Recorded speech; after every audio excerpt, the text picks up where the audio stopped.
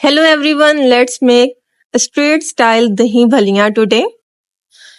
1 kilo के करीब मैंने दही लिया है यहाँ. 2 से 3 टेबलस्पून शुगर ऐड करेंगे.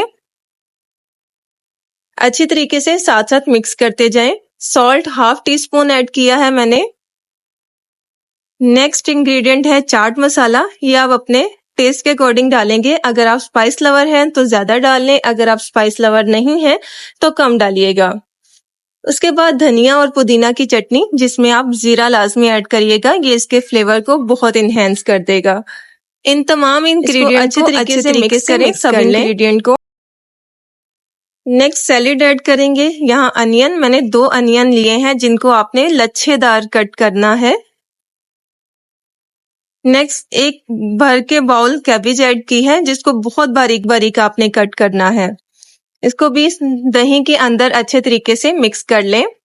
नेक्स्ट बॉइल्ड पोटैटोज ऐड किए हैं. यहाँ मैंने 2 बॉइल्ड पोटैटोज ऐड किए हैं जिनको बारीक बारीक कट कर लिया है. 1 बाउल टोमेटोज, 1 से 2 टोमेटोज जिनको बारीक बारीक आपने कट कर लेना है. नेक्स्ट हमारी भलियां जाएंगी. यहाँ 1 पाव के करीब भलियां ऐड की हैं जिनको मैंने गर्म पानी में ऑलमोस्ट आधा घंटा सोक कर लिया था, जिससे ये बहुत अच्छे से नरम नरम फूल गई हैं. अब इन तमाम इंग्रेडिएंट को अच्छे तरीके से मिक्स कर लें. अगर आपको दही थोड़ा सा पतला लग रहा है तो आपको फिक्र करने की बिल्कुल भी कोई जरूरत नहीं है. ये भलियां इसका एडिशनल वाटर सोक कर लेंगी.